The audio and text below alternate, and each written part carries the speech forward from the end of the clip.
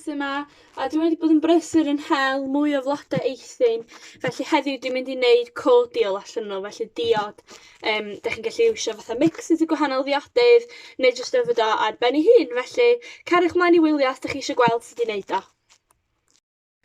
Felly dwi wedi mesur cynhwysion i gyd allan y barod, so mae gennau croen, 2 oren a hanner lemon, sydd 1 lemon, 250 gram o siwgr man, 600 ml o ddŵr, a wedyn 4 llond llaw o flodau eithin. A dwi wedi golchi nhw a wedi gadael nhw yn fflat ar llian neu kitchen roll fel bod y pryfed i gyd yn fflio allan.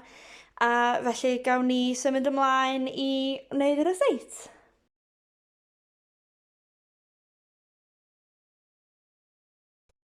Felly mae gennau sosbon eitha mawr trwm fyma, lle dwi'n ychwanegu y dŵr, a dwi wedi rhoi yr hob ar y pwythau yma'n mynd, so ar rhif 6, a dwi'n mynd i ychwanegu y siwgr man i mewn,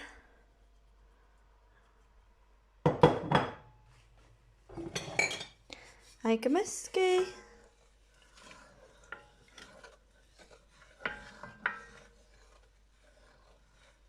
A wedyn, dwi'n mynd i adael i hwn ddod i ferw, a dwi'n mynd i adael iddo fo ffrwtian am ryw 10 munud. Felly, ydych chi'n gallu gweld a clywed, dwi'n siŵr bod hwn yn barod, mae'n berwi, a mae wedi bod yn berwi am 10 munud. Dyna ni'r timer yn mynd i ffwrdd.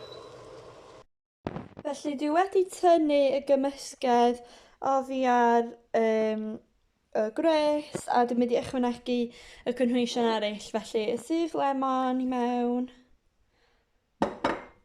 y croen oren a croen lemon i mewn,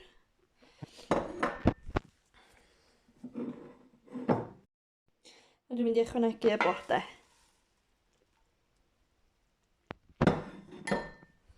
A dwi'n mynd i gymysgu nhw i gyd i mewn, hefo'i gilydd, a wedyn gadael iddo fo oeri dros nos.